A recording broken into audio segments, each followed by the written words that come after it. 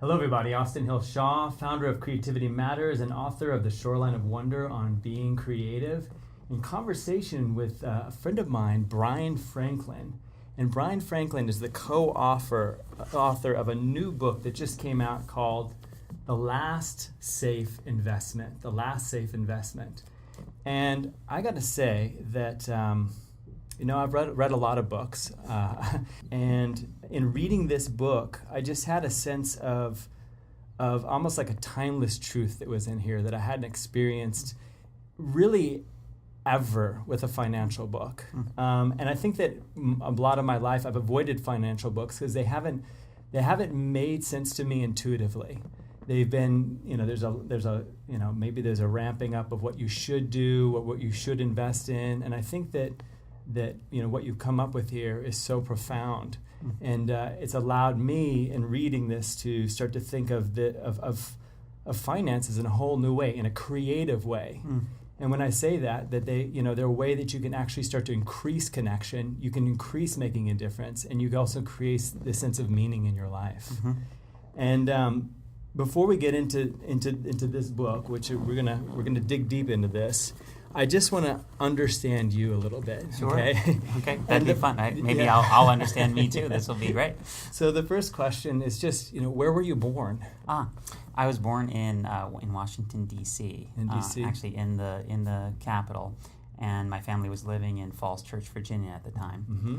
And it was an interesting time. This was 1972, to reveal my age, and it was interesting because Falls Church, Virginia was half populated by Hicks and half populated by Congress people. So it's just interesting convergence. And so, and we were kind of both. My dad was a contractor for the government at that time, and I would go to school wearing no shirt and no shoes and overalls. So that's kind of where it began. I know that area because I spent 4 months at Blacksburg, Virginia, which actually has the highest percentage of both PhDs and illiterates in one town. Which and as a graduate student there, I really got to see that contrast. Yeah. People would come in and I couldn't even understand what they were saying. Right. Sometimes it was very, very strange. And depending on your perspective, maybe some of the PhDs are the illiterate. Exactly. In terms of actual competency that's relevant to action. But anyway. I would agree wholeheartedly. I only lasted 4 months there. Yeah. So how did that affect your upbringing and being in that really diverse, almost polarized? Yeah, so I think it affected it in two ways. One is that I had a sense of being reinforcing that's which is natural. Mm-hmm. So, I went to a school that was also a farm. There was pigs and chickens. The pig would come into the classroom and grab your math book out of your cubby. So you had to watch that. We would raise chickens. We raised a goat. And just maintaining that connection to what is natural and having the structure of society built on top of or next to or in accordance with that which is natural, I thought was really important. When I was young and really interesting. So that was one thing, and just in seeing such diversity.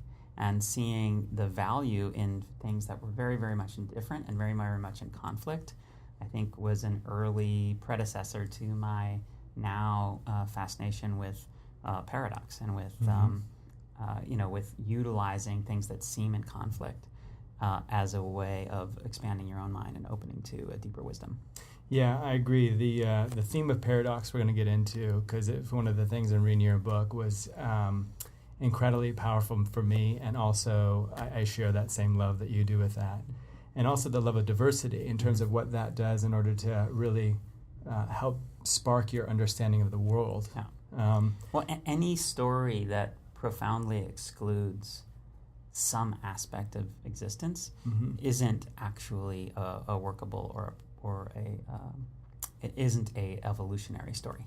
Agreed. Right? Yeah. So anytime I have a story which excludes a group or a person or an energy or an idea or a class or anything like that, a red flag goes up. Like, okay, well, the story that I'm so fascinated with clearly actually is faulty. And if I invest in it, I'm going to reap the rewards, but also feel the pain of its insufficiency at some point in the future if I don't adjust it to have it be more inclusive. Yeah, and I'd imagine, I'm just going to ask this, in writing the book, did you often come across those paradoxes in terms of trying to find out your own understanding of this, of, again, true wealth? Yeah. So this was my first book. I don't know how to write a book other than the way that we did this. Mm-hmm. And I very much had identified not as an author. Mm-hmm. I'm quite dyslexic. So I've now written almost as many books as I've read. Mm-hmm. Right? It's close. Yeah. So information has come to me primarily orally, Mm-hmm. or through recording, but primarily orally. And so when Michael asked me to join him and co-write this book, it was sort of understood that we would dialogue and I would generate models and ideas, communicate to him, and he would write it. Mm-hmm. But that's not what happened. By the end of the process, I was writing, 4 or 5, sometimes 8 or 9,000 words in a night, and generating, over 100,000 words, and then we edited it down to 60,000 for the book. So that was a shock to me, and it followed 18 months of just talking through the concepts with Michael. So for 18 months, we would get together regularly and just hash out and answer the question, what do we actually believe about this? What can we completely stand behind? Where regardless of who, the perspective of the reader, we know we can actually make sense and offer something for them. This is so I just got chills when you said that, that as this went on, you first dialogued, but then at one point you actually started writing yourself. Yeah. And to me, I mean, just tell me about maybe one of those early experiences where, again, you've identified as not being able to read and probably by nature not write either. Oh, yeah, of course. Yeah, and so suddenly here you're outputting this incredible volume of writing. I mean, just tell me a little bit about that experience. Well, there's a reference to the kind of process I went through actually in the leadership section of the book, when we talk about as a way to identify your vision, you can look at your judgments. Mm-hmm. So how that applies is, it started by me writing or reading things that Michael had written and finding issue, right? And I was like, I don't really, it's not really landing for me. And at first he would try to interview me about why it wasn't landing or something. And then I'd say, well, this word should be different. And then the edits became so fine-tuned. Mm-hmm. Imagine taking a sentence and then changing each word. And then pretty much soon you've written a new sentence, mm-hmm. right? And then if you change the underlying meaning and the intent and then each of the words, then the difference between editing and writing has gotten quite blurred at that point. Yeah. So I discovered my writing ability through my pleasure or displeasure with what I was reading, mm-hmm. and really paying attention to if something hit me as not quite right, what was it that was hitting me as not right exactly? Mm-hmm. And just keep asking, okay, well, why does this word, do I prefer this one to that one? Or why does this paragraph feel great and this one feels like off? What's the difference? And just keep interviewing myself. And then over time, I went from criticizer to editor to creator to writer. Yeah. And Michael was such an amazing partner through that whole process, because one of his objectives in the whole partnership was to hand the baton of writer to me. Like, that was an overt intention of his. I just felt so loved and cared for, because a lesser writer could be have an ego and want to make sure his ideas were equally balanced with mine, or that if I was being critical, to be hey, you should be different about that. He just gave me a wide berth with the kind of loving intent to help me have my ideas be included, and really be inspired and collaborating with his ideas, which is what we ended up doing. This is an amazing point that you're making, just one on collaboration, but also two on, there's a book called Creativity by Mikhail Csikszentmihalyi, I'm glad you said that. Yeah, thank you. Yeah, exactly. It's taken me years. I've butchered it plenty of times and probably didn't know how to get it. Anyways, it was actually one of the most influential books. I read it 4 years into writing The Shoreline of Wonder, and I had some sense about the healing capacity of creativity, but I never heard it really quite outlined in the way that he talked about it. But he was trying to come up with a word like what describes creators, and he said, well, if I come up with anything, it's complexity.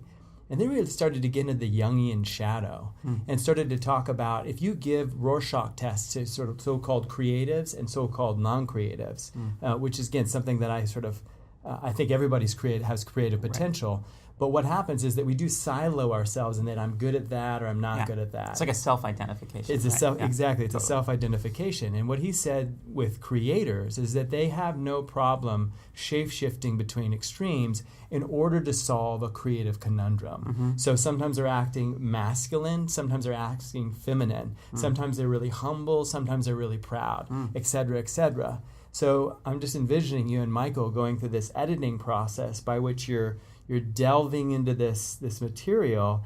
And again, as you said, the space is not one of competition, but of love and cooperation. Absolutely. That suddenly it's like the handing off a baton, in traditional language, it's almost like a transmission. Here's how you do it. And I'm allowing you the space by which, totally. It's amazing. Yeah, and just the sort of grace and patience with me as I learned that, as I dealt with my own self-identity, my own self-definitions that were limiting.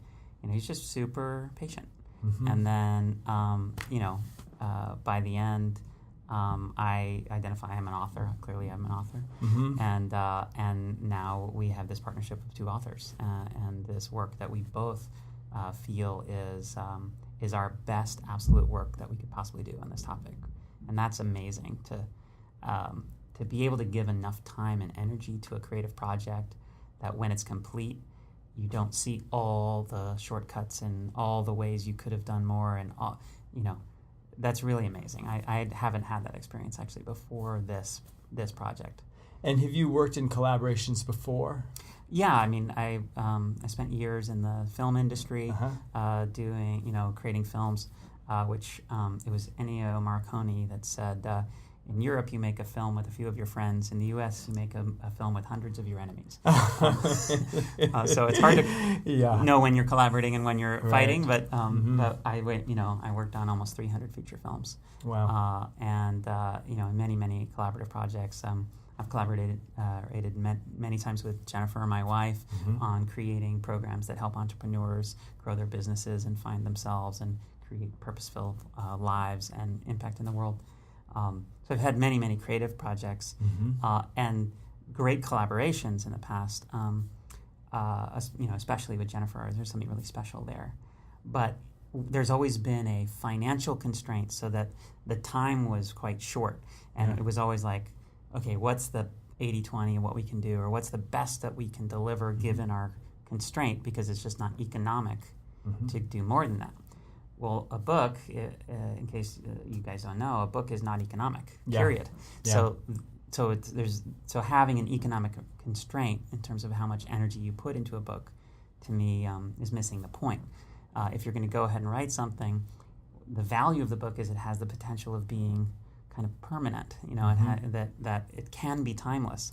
So therefore, keep working on it until you can really stand behind it as the best picture of your ideas, the best portrayal of your ideas as possibly can be made at this point in time. Yeah, that was the experience for me in writing mine. Yeah. It was like, it made no logical sense, and there were so many times where I just wanted to give it up. Yeah. And I mean, six years into it or so, it's still not completion. Showing it to people, and they're like, well, I don't understand what you're saying here, and it's like, gosh, but just having that sense of this has to come out. And the experience of, as the writer, having to evolve my own awareness in order to grasp the things that I'm not, the ends that are not meeting, as you said, find a bigger view on things that actually allow you to understand what that holistic view is. And it's exciting. I feel very different after going through the experience. And I think that was one of the reasons that I loved reading your book so much, is because one, I knew, before I even opened it up, I got to see you and Michael just talking about your appreciation for one another at the book launch, at the opening party. And I just thought, and I had to say, I had a tinge of sort of almost like envy, just in the sense that the more I go on in my life, the more collaboration is where I want to be. I don't want to be doing anything on my own anymore.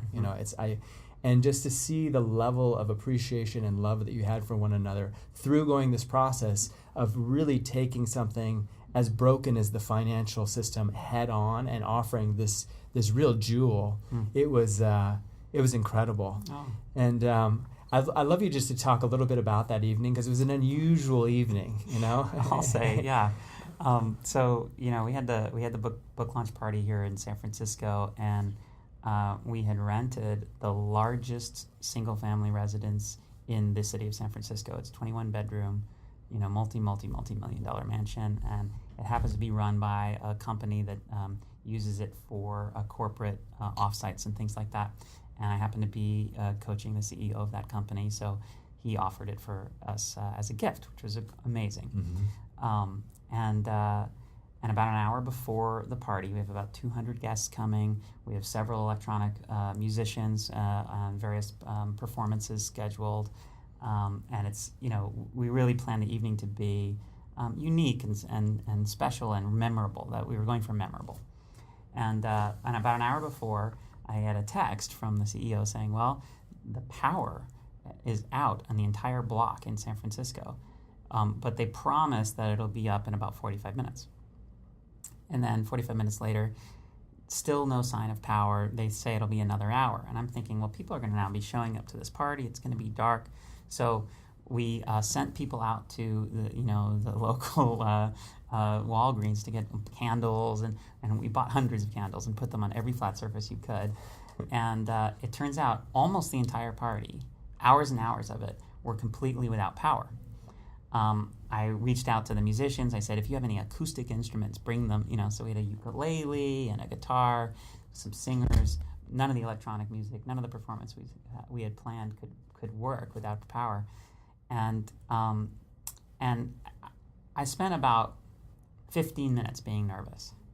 And then I realized that who we had invited to come are people who value humanity, who value connection, who value authenticity, and we're there to support the book, to support us as people, and to support the idea of, what is the kind of permanent human value that can survive the crumbling of the structures that we currently live within.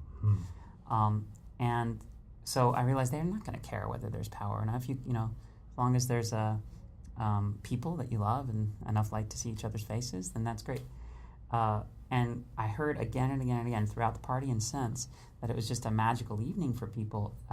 The conversations that people had were more intimate than they had ever had at a party like that, partially because you couldn't see beyond the person you were talking to. So there was not all the checking out who else. Oh, there's that person I want to network with over there. There's that pretty girl. There, whatever, the hot guy, whatever it is that people are distracted by, and then they try to maneuver themselves out of conversations to get into other ones. None of that was happening because you can see them. All you could see was the person you're talking to, which meant all there was to do was just engage with what was happening in the present. And then I also got the comment it's perfect. The electoral system is sort of failing almost as a metaphor for the old financial systems, and that what emerges is a new beauty that's actually more powerful, more real, more trustable, and more under our own control than anything that could be provided by some kind of external structure. Yeah, it really speaks. You talked about the difference between being and becoming. The being, the self-evident qualities, which I think a lot of traditionally the religious structures talk about. It's like the presence of the interdependence, the all-knowing, the all-being, something that's never born or never dies, that sort of thing. And I agree that one of those things that seems to fit in that is just this experience of humanity, that is beyond individuals, it's beyond races, it's just this sense of connectedness that we all we all love, that we all want to be part of, Yeah. and that we're actually genetically programmed Yeah. to be part of. We are here to cooperate. It's one of the, it's a thing such as the Greater Good Science Center. They study not this fact that we're warmonger beings, Mm-hmm. right? We actually, in our heart of hearts, want to connect. And I think that's a good segue into, the system that you're starting to talk about. And you talked about that, the fact system. Do you call it the fact? Or Well, it depends on the audience. But exactly. It's an acronym, FACD. That's and of right. course we know that it's close to one of those words, yeah. Especially with a kind of a New Yorker accent. It's so fact. Yeah, Right? exactly. But what does the fact system, which is the traditional system, what is that? What is the model that we're with that again, this book was written as an alternative to? Yeah. Well, so it's the financial advice commonly delivered, FACD. And financial advice commonly delivered. Exactly. Okay. So and it's so permeates our culture. It's almost like certain classical music, like Für Elise or Ode to Joy, Beethoven's Ninth. Nobody knows where they heard it, but everybody can sing the melody, right? So it's really hard to trace down where you were taught this. Mm-hmm. But if unless you were born, unless you were born in the last 5 years or 10, pretty much you were taught the model that if you, to be successful in life, you're meant to earn as much as you can. While you're doing that, you're meant to spend as little as possible and save every penny that you can. And any penny that you don't save is like a black mark on your character. Right? That's a small one. Yeah. So you save money, you don't spend any money on anything extraneous. You take that money and you put it away and you use it to invest in things that are not within your control. Other people's companies or commodities, these kind of institutional vehicles that are meant to safely grow over time. And then through the miracle of compound interest, that savings or that nest egg starts to accumulate a snowball effect and creates a momentum of its own. And eventually, over 30 or 40 years of doing this, what you now own, what you have, what you possess, is way greater in value than anything you put into it. Right? So it's now paid you back, and it's sort of like the promise is like the equivalent of friendship, where you put a little bit of love in, you get way more back, right? That's the idea. And then you come to a point in your life when you can stop earning, you retire, you cease all contribution to society at that point, and you just receive all the delayed gratification for 40 years. And you just do all the things that you want to do because you have now the money to do that. And then, ergo, you're now happy. And that's the plan. Yeah. And then anyone who deviates from any part of that plan is seen culturally as kind of messing up subtly, including not retiring in time or retiring too early or, contributing like during retirement versus golfing is kind of seen as like weird. You didn't get the formula just right. Yeah, exactly. Yeah. Or you invested in something that was too far outside the norm of predictable compound interest. So that's the financial advice commonly delivered, flatly it just doesn't work. It's bad advice. Yeah, I don't know if you can. I've just read the book, and this is such an important lesson. I invite you, the listeners, the watchers, anybody who tunes into this, just contemplate that again. The sort of the money models that you've been handed down, and maybe they haven't even been handed down. It's just almost like it's as you said, just something that seeps into your DNA on some levels, and yet how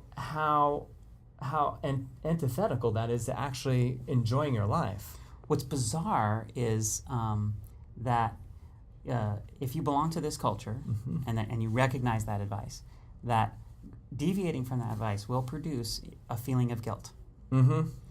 It's like and adhering to it creates a feeling of innocence, even though it's not actually good advice. It doesn't. When you look into each step, it's severely broken, both in theory and in practice. The people under 35 years old have an average savings rate in the United States of -2%. So we're not doing the saving that we're supposed to be doing, and even when we do, yes, in the last 15 years, the S&P has returned a total of about 1.95%. Now, it's in 15 years, it's supposed to be 7% compound annually. That's the kind of the conventional wisdom. And when you have a retirement calculator, the default value for your expectation of portfolio increase is 7%, because that's what your portfolio is supposed to do. But if you change that 7% to 1.95%, you find that you can't make any money. There's no snowball. Right? So then you're just giving them money, putting it at risk, just to have the same amount back. Not to mention the fact that it's like you're delaying gratification. That you're actually saying, and really it's delaying on gratification of the guys that I'm making myself safer. Which is the Well, and then this gets to the kind of the least well understood aspect of the fucked advice is that being happy and having a life of no regrets, having a life that you look back and say, yes, I really I made the most of my turn, requires tremendous practice. It requires experimentation and repetition and iteration. And if you don't learn how to do it over a lifetime, then when you suddenly get released of your time-based obligations, you'll be an infant. You'll have no capacity to make the choices that are going to lead to happiness and satisfaction, which is why the statistics on people who come into a sudden financial fortune are so compelling in terms of they either basically reinvest and lose it, spend it all and lose it, or commit suicide. Amazing, I mean, it's like 80-90% fall into one of those three categories. That's so interesting. Gosh, there's so many things that brings up. One of the things that brings up for me is, when I was 29, I was halfway through architecture school, graduate architecture studies, and I went down for a trip to Costa Rica, and I just had a night out where, I had learned a week's worth of Spanish, tried to find myself out to this rodeo out somewhere with this ramshackle corral.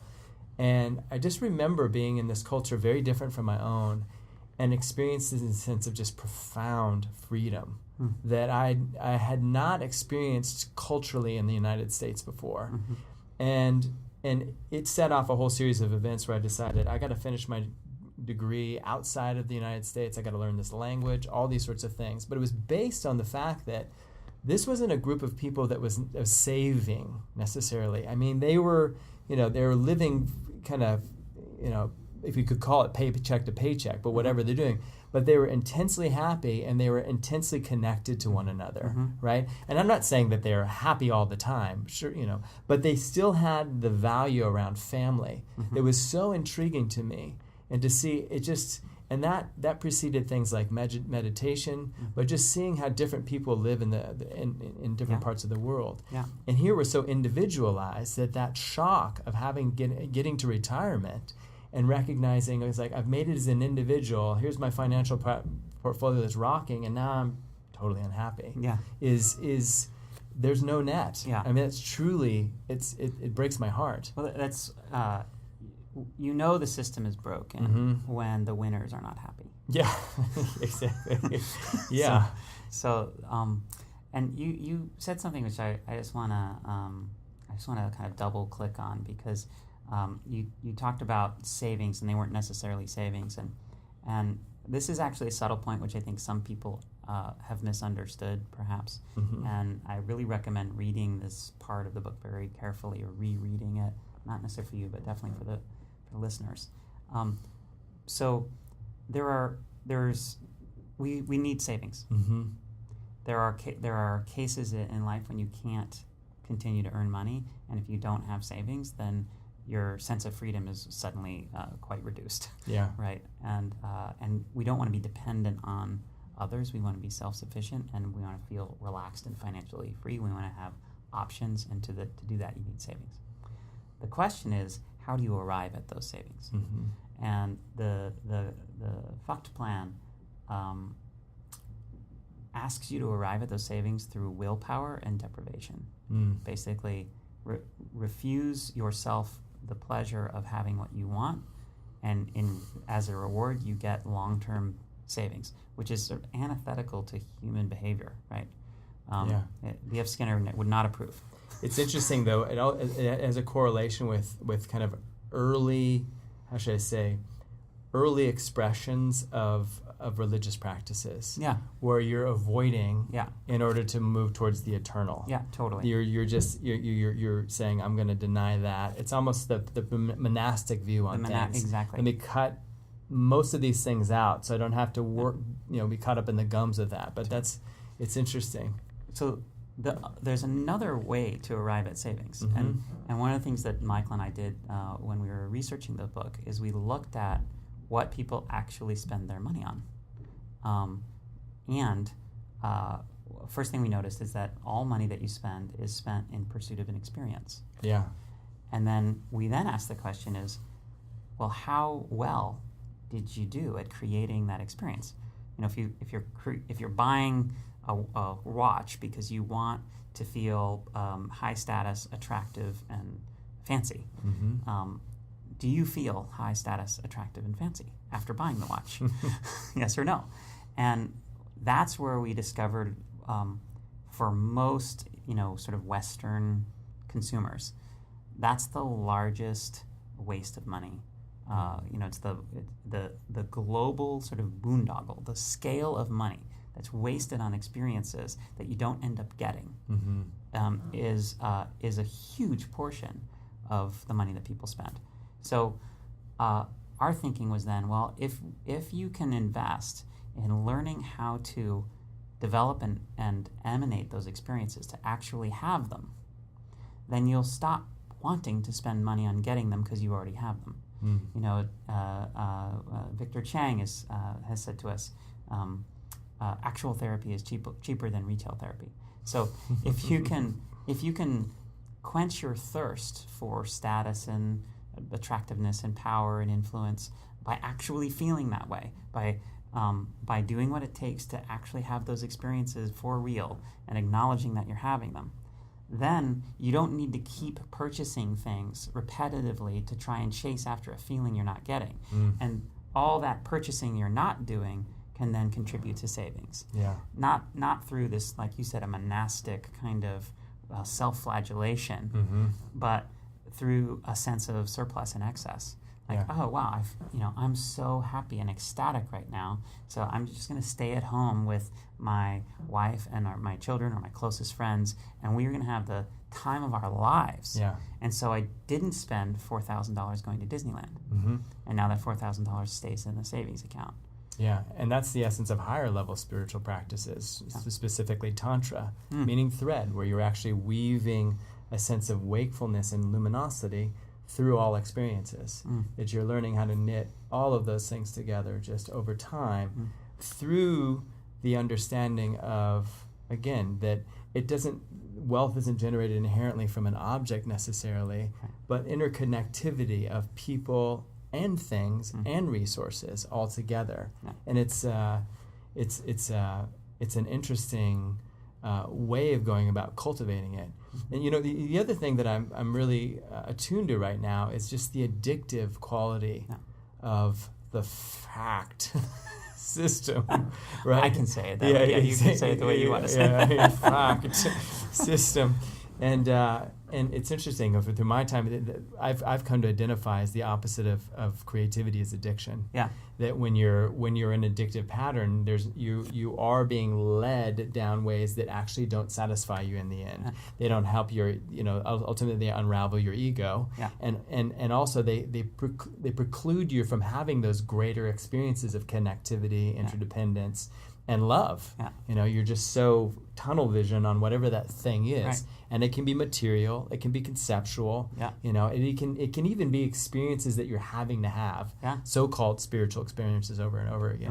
Right. Yeah. Spiritual-ish.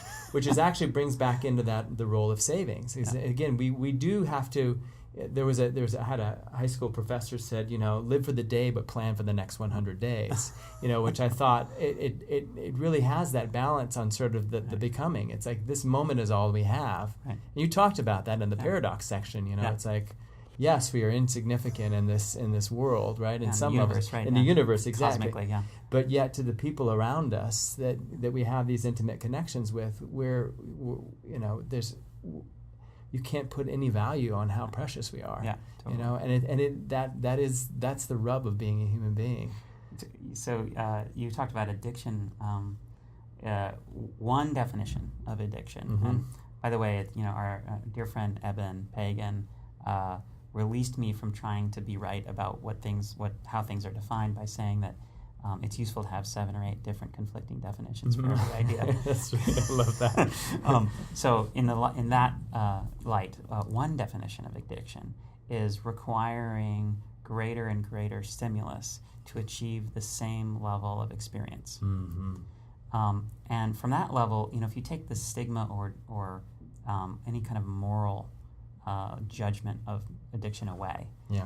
Just look at it from a plan. Like, does it make sense for you to engage in activity where you have to do more of it next time to get the same hit of yes, or the same hit of joy, or same hit of sad, and just keep on the path where you need more and more and more and more. And you can look at in your life at where you do that.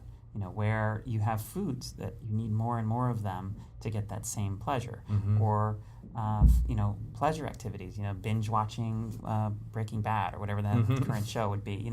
Do you need to have more and more of it to have that same sense of relaxation? In that case, you're relating to it in an addictive way, and addiction will consume all that you have. Everything that you have to give to it, it will take. However, on the opposite side of that same spectrum, one definition of enlightenment would be that you're able to get more and more of an experience, more and more of a profound pleasure from even the most mundane experience. Down to a Vipassana retreat where just the sensation of your breath on your lip can connect you to a profound divine experience. Right, so like, which way do you want to be going? Just from a resource planning point of view, right? I know where right now what comes to mind is also your experience in writing the book, where it's like we all have our addictions to who we are, right? Which protect us, and there are reasons that they're there. But when we chip away at those through circumstance, or just somehow we're led into it, like by a skillful teacher, and then suddenly that thing that we were so hung up about was no longer. It's no longer a thing for it. It actually starts to become fuel for our self-expression. I mean, that's pretty amazing. It's the levity that's offered when we move past that on some levels. Yeah, and it's a pretty good model for the replacement plan that we really recommend in the book for how to view your own financial future.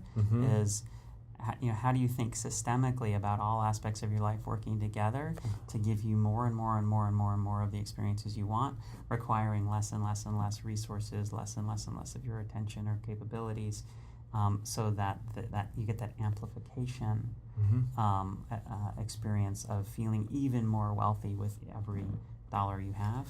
And that's the acronym SAFE, Self-Amplifying Financial Ecosystem. That's right. Yeah. That's right. And so how do you set that up where your wealth and influence is growing on its own, without you having to work for your money in the same way, and that what you're aware of is just participating fully in enriching relationships. But what's happening is your bank account's doing this. And for every dollar you spend, you get that much more excitement, prestige, attractiveness, whatever the reason, safety, whatever the experiences you most want, you get more and more and more of them until they're just everywhere. And all you have to do is wake up and you are flooded with those experiences because they are the context of your life. To me, that is true wealth. Could you elaborate on specifically this idea of systemic spending? Sure. And because I read that and I thought, this is when you're just talking a moment ago about how addiction, again, it takes whatever it can get from you until there's nothing left. Until you break or you break the addiction. Exactly. And so and this seemed to be exactly the opposite. And also it felt like you're bringing in this quality of mindfulness, where you're being aware of the things that you may have done before, which gave you limited satisfaction, but you're actually entering into a way of being that is far more engaged, far more community building, and enriching on so many levels. Can you talk about that for a bit? So first, it's useful to notice that you've got like around 7 or 8 or 9 contexts that are important to you. Mm-hmm. And if any one of those contexts suffers too much, you get very unhappy and all of your attention goes to that. Mm-hmm. So one context is like love and partnership, one context might be sex, one context might be career, like, how am I contributing or what am I doing? One context might be money or wealth, one context might be health. For some, there's a context of spirituality, which is its own separate thing. Others have that more imbued in each one. So there's these contexts. Mm-hmm. And then what we do is anytime something's kind of low in one of those areas, we usually do something, and since we live in the West, we buy something to go along with doing it. Mm-hmm. Either we pay for the experience or we buy a thing to help us have an experience. We do something or we buy something to try and lift that level up. Mm. If romance is low, we go on a date, and if it's really low, we go on a really fancy date. Mm-hmm. So you're categorizing your spending in these different areas. That's the first thing to consider. Now, compartmentalized spending, which is the kind of spending most people do, it's the kind of spending that is really drilled into you through conventional advertising, is that you should examine whether or not it's a good expenditure based on how much of that one context that you get back. So if romance is low and you're going to go on a fancy date, you want to make sure that you're getting the fanciest date possible for the money you're spending. And so that's how so if this place gives you a much fancier experience but it's a little more money, that's a way better bet, right? You keep kind of making your choices that way. However, unfortunately, because corporations don't have the whole person's best interest in mind very often, they have the idea of competing on a very narrow set of criteria with the other corporations. So unfortunately, usually those big expenditures, or every expenditure, has also a negative impact on some of the other areas. Mm-hmm. So you go on this fancy date, you have a 75-course meal that's all pasta and oil, and then your health is actually hurting. So you get a +5 or a +7 in romance, but a -1 in health, and then you were up super late, so you're not focused the next day, so you get a -1 in your career, and you spent a lot of money, you get a -1 in money. So you get plus like 2 or 3, 4, and then -1 in all the other areas. And so then you have to invest in another area, which gives you plus in that area and negative in everyone else, and then plus and negative. And so if you've invested now once in each of the 7 areas, you're back where you started, because all of the combined negative effects on all the other areas outweigh or are equal to the uptick you got in the one area. So that's how we normally spend. Yeah.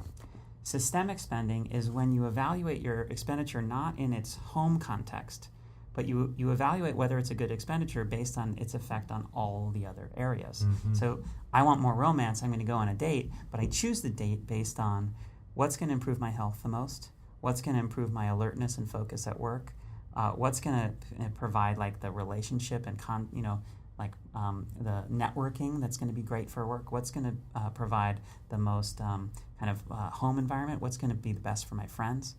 So then I might have a very different date, which might start with getting together in the early part of the evening with some dear friends and a couple of people from work and this new girl that I'm dating, which I'm not dating, obviously, but that you might be dating, and having a really high-value discussion about something that you know is really important to this woman. And then the two of you go off to dinner at a healthy place, not necessarily the fanciest, but maybe a place where you know that she's going to feel great in her body 2 hours after you eat, which is going to be good for your plans later. So, and then at dinner, you have a nice little romantic conversation over candlelight about what happened in the earlier group discussion and how that is applied to her life or your life. What did you learn? What did she learn? And so forth. And then at the end of that date, you've got a plus maybe 1 or 2 in romance instead of a plus 4 or 5. but you've got a +1 in all the other areas. Yeah. Now, when you go through and you make an investment in each of your areas, you've now got a +7, +8, +9 in each area instead of back to where you started. That difference is the equivalent of having 4 or 5 times your income to spend. Right. Because each dollar is being applied multiple times across multiple contexts.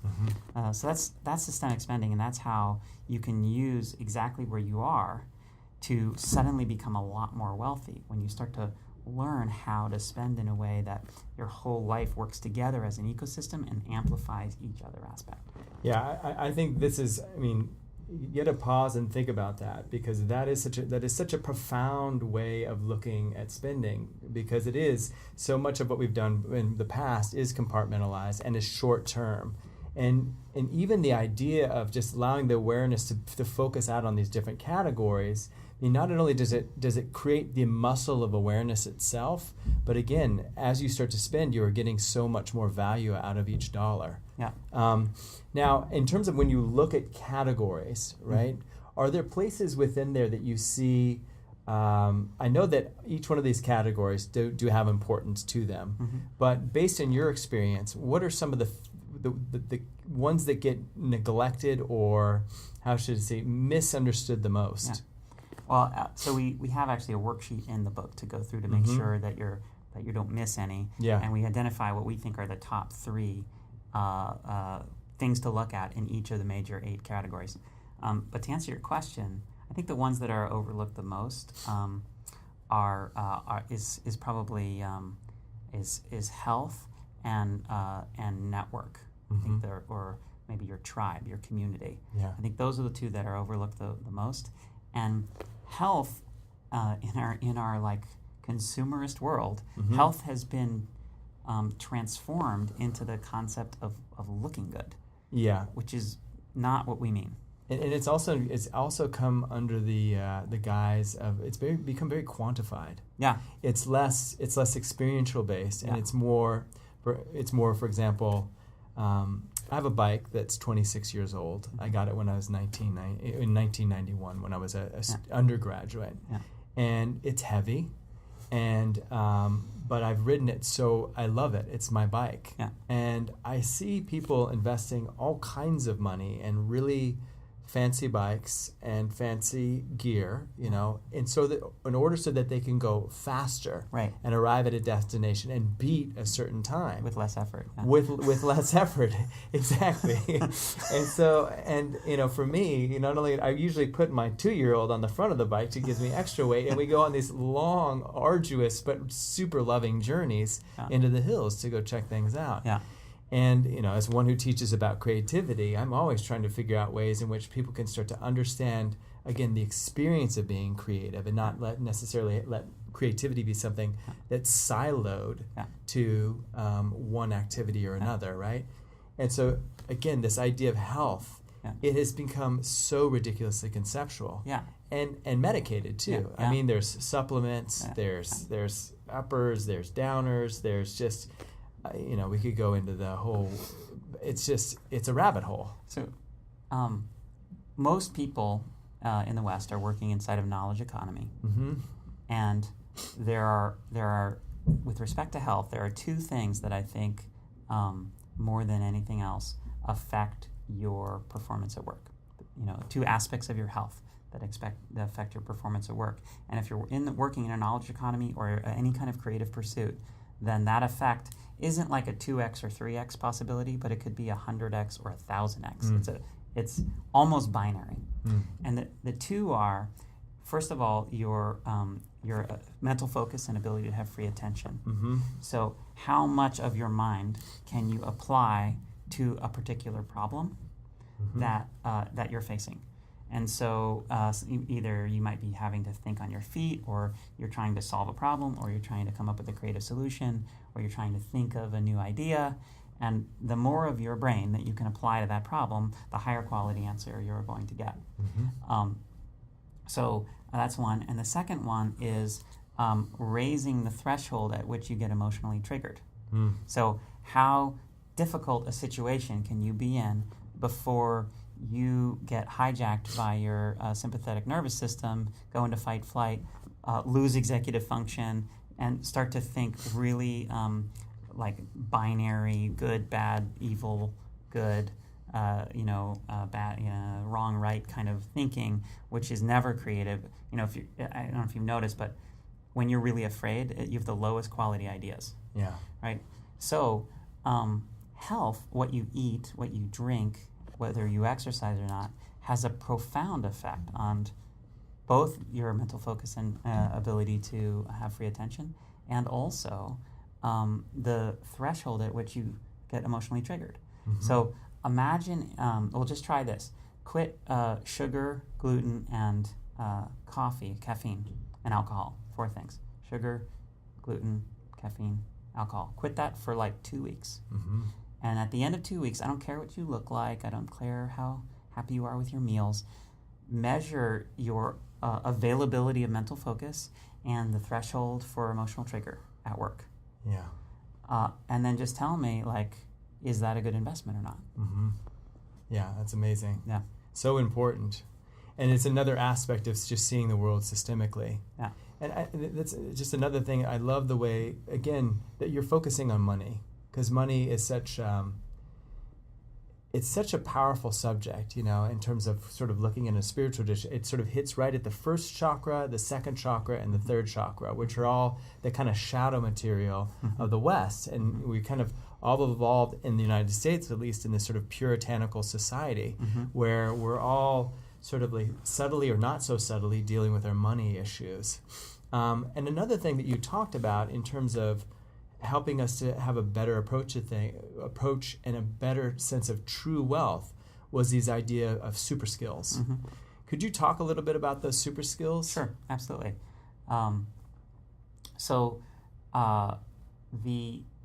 The leverage point in the FOCT plan is the investing in others and the savings. And that's where you get your kind of loop where the compound interest creates more savings, which you then invest more, and then it goes like that. In our SAFE plan, we've moved that loop to your earnings. So you earn, and then you spend money on becoming more valuable to other people.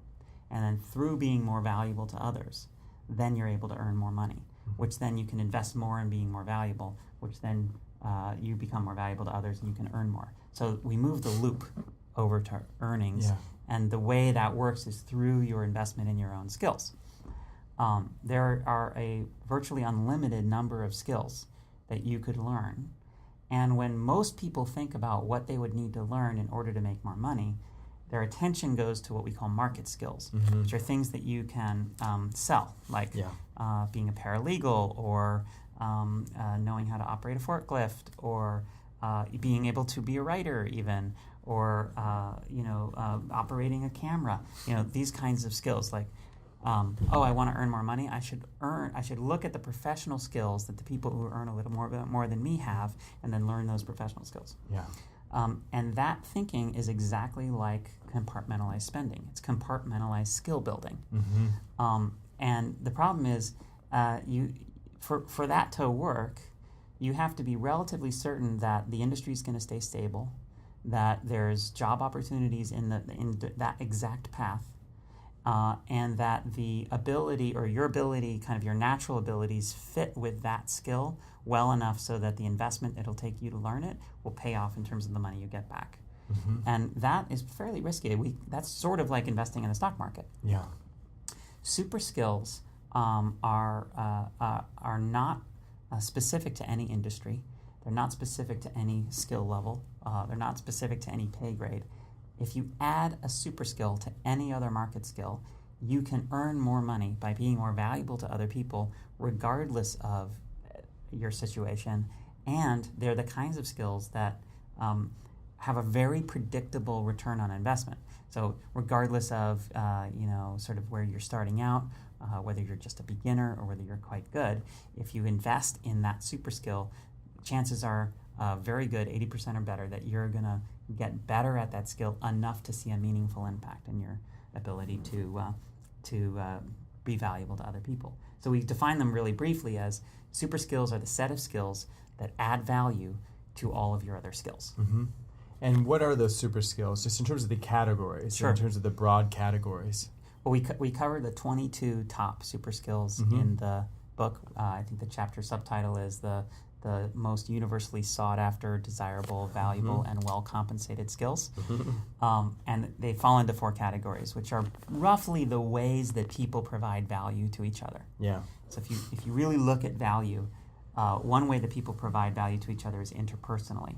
So that would be like leadership or sales. Anytime you're kind of talking to a person and through the way that you're talking to them, you're providing value, that's an interpersonal skill.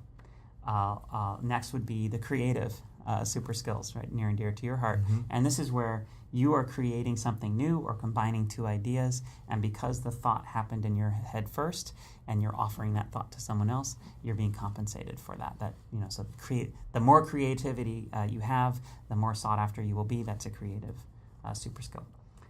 Then the technical super skills, which are interesting. They're kind of they were harder to see at first. Yeah. Because they can look like market skills. But a technical super skill is basically the ability to get to the truth of something. The ability to get to actually how it works or how it is. So sometimes there can be value in knowing how something works, because if you really know how it works, then you can apply exactly the right solution instead of a more expensive, inappropriate solution. Yeah. So you can provide value by doing that. That'd be a technical super skill. And the last are the physical super skills. And physical super skills can be things like having a clean appearance, so that if you look put together and your hygiene's handled and you're well dressed, then all your other skills are seen more valuable to other people. Right? So it has that kind of super skill quality. Also, longevity. This is another one that's really overlooked. Yeah. The biggest X factor in how much money you'll have at the end of your life is how many years you were happy working.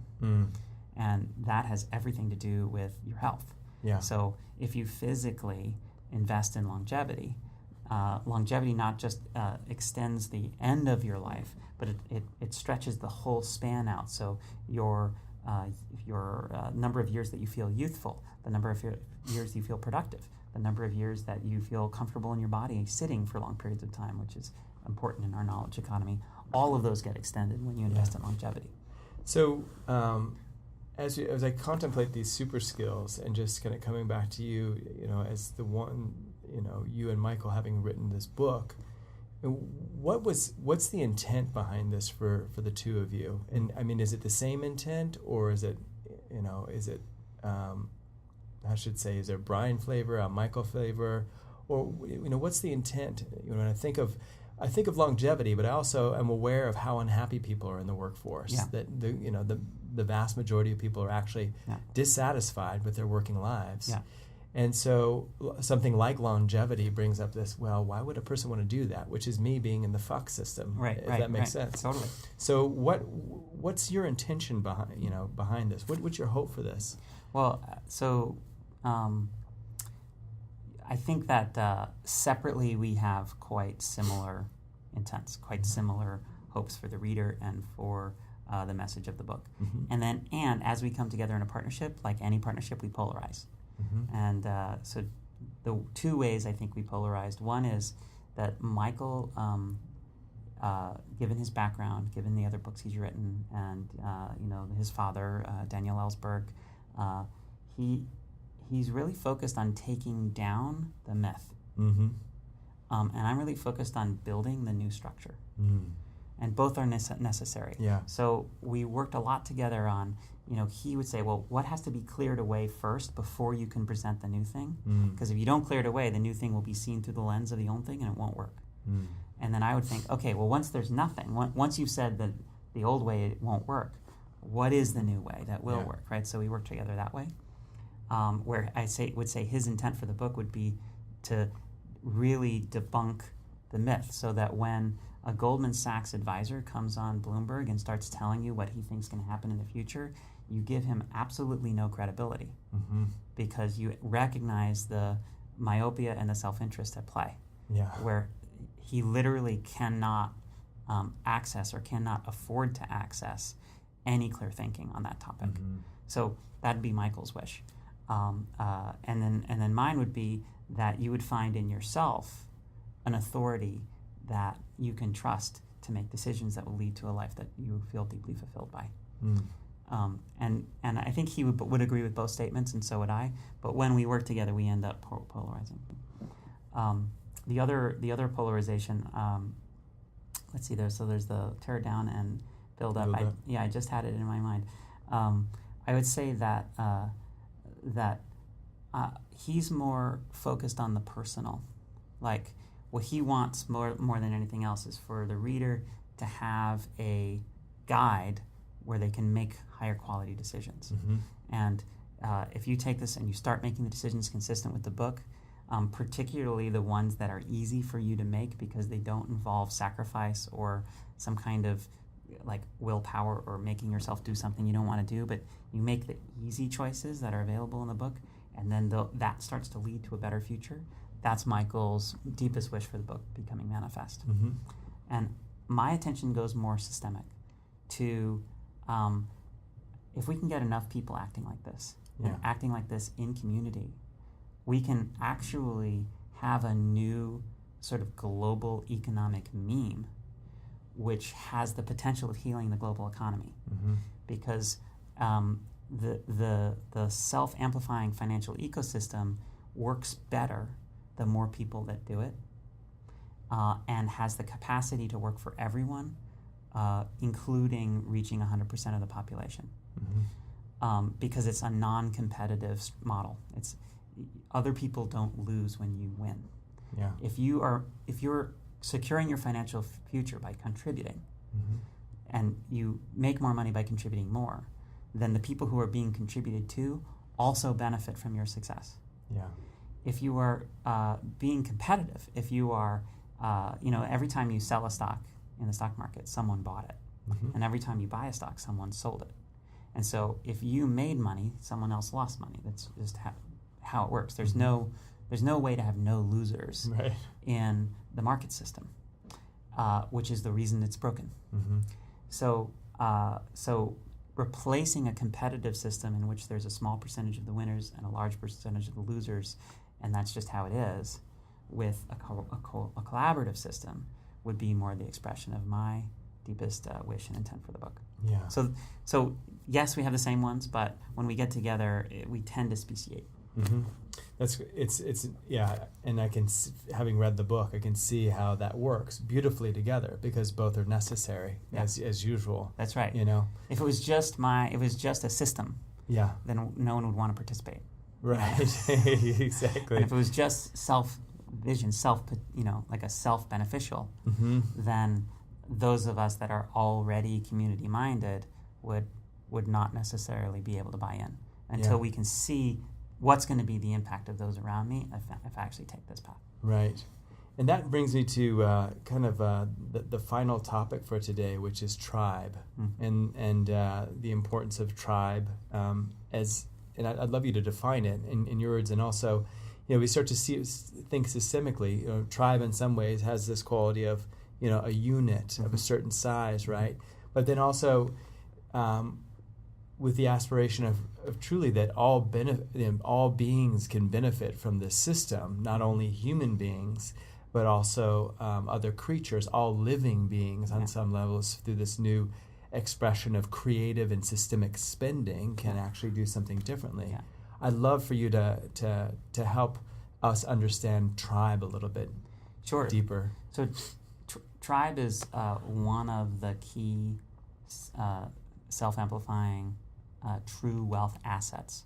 So we believe you cannot actually fully attain true wealth unless you've invested in, built, maintained a robust tribe. And there's many reasons for that, including that so much of our just ingrained instinctual psychology or physiological ways of navigating groups are satisfied by tribe.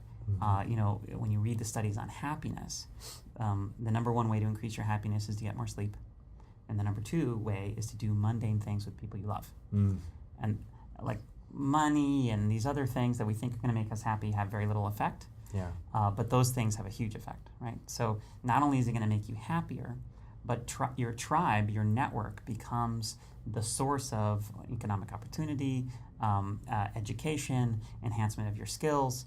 If everyone's networked together and one person in the network gets new information on how to be awesome at a super skill, pretty soon everybody in the network has that same information. Yeah. So you become like a organism of many, many people that are constantly working together to create a common sense of true wealth. So let me define tribe. Now that you know that's what it is and that's what you need to have. A tribe is a group of friends, a group of people who love each other, where each person has a deep bond with each other person. So if you have many, many friends and you love them and they love you, but they don't know each other, then you don't have tribe. You have a kind of a hub and spoke. And you can't get a network effect. It would be like a telephone system where all telephones rang only one phone. It would have no value. Like a bottleneck there. Yeah, exactly. For the network effect to take place, you need random connections between all the nodes. The more connections between the more nodes, the stronger the network, the more value is in the network. So you want them all to know each other. And the context for the friendships must be a commonly held set of values that are consistent with the values you personally want to see expressed in the world. So, creativity is obviously one of your highest values. Spirituality or connection to the divine is one as well, just from being here and talking to you. So those have to be values that are held by the tribe and expressed by the tribe in order for it to count as a tribe for you. Because if you're in a community of people who think creativity is okay and think mostly spirituality is like a thing you do on Sunday, or it's like this thing you do to avoid work or whatever, then although you may enjoy going bike riding with those people, you're not going to be deeply nourished and you won't have a sense of purpose fulfilled. Not only that, but it's not going to be a very good source for your customers or partners or business opportunities, because it's going to be all these people that you aren't inspired to work with because they're not advancing your deepest purpose, your deepest values. So the tribe is bound by those core values. It's what draws people together. It's what has them identify themselves. Oh, I'm tribe with you because we have these values in common. And everybody's networked. And then there's this emergent commitment that arises from the tribe to each person's freedom, self-expression, and true wealth. And that last part tends to happen naturally. You don't have to architect that. That's just what happens when humans get together and be social. That's what I meant by taking advantage of the innate instincts that we have.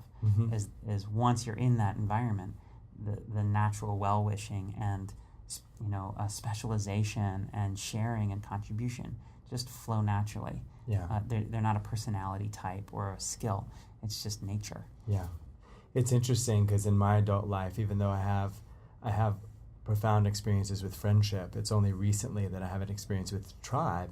And part of that has to do with now that I'm married and have 2 kids and I'm held to a place. And my instinct before, which was a lot of it was fear-based, was to kind of move around the world, kind of as a lone wolf. And to go along with what you're saying, I mean, being amongst people that share your values and that encourage you, that you can have good times with, that you can show your shadow material with, be loved through really difficult periods of time. I mean, there's nothing like that. And there's some really profound parts of the book where Bryan talks about how tribe has helped you, in your marriage, in your life. And it's just, and it is just to have that container, that sacred container of other human beings that, again, that see us and value, and we share the same values. Doesn't mean we're all the same, but we're sharing those same values. Is such a profound thing. It's a naturally observed phenomenon that we show different aspects ourselves to different people. Right. Even if you identify as being authentic or not two-faced or true to yourself or whatever, you still are going to show different aspects of yourself to different people. And so something kind of magical happens when all those people know each other, which is they develop a common multifaceted view of you, which is then reflected back to you, and you can either use that to modify things that you're not happy with about that reflection, or to appreciate the the multifaceted nature that you are, if that does please you. So if you have friends that don't know each other, you don't, and you end up getting these multiple two-dimensional views of yourself. Yeah. But with a tribe, you get this kind of multifaceted 3D view. If your goal is to have true wealth, Yes. it means investing in your skills and how you create value in the world. And that multifaceted feedback, now it's just invaluable to that pursuit. Yeah. So amazing. Yeah. Well, I am so thrilled that we got to have this conversation today. It's been fun. It is also an extension of tribe. I get to know you better. I mean, I always love having, reading a good book is one thing, but reading a book that somebody wrote is another. And I'm going to ask you, with your dyslexic self, to please inscribe your name in there. Please write a note there. Absolutely, my pleasure. Yeah, and we have to sign off here. This has been Austin Shaw in conversation with Bryan Franklin with his new book, The Last Safe Investment, co-written with Michael Ellsberg. Yeah. And again, this has been Creativity Matters, reminding you to connect deeply, to make a difference, and to inspire creativity in others. Thank you so much for joining us. Pick up this book and go out and apply what Bryan and Michael have brought to the table. It's truly a key to freedom. I mean, it is unbelievable. Thank you so much for... My pleasure. Yeah, really happy that this book is in the world. It's going to have a huge impact. Yeah, thank you very much. Yeah, thank you. Take care.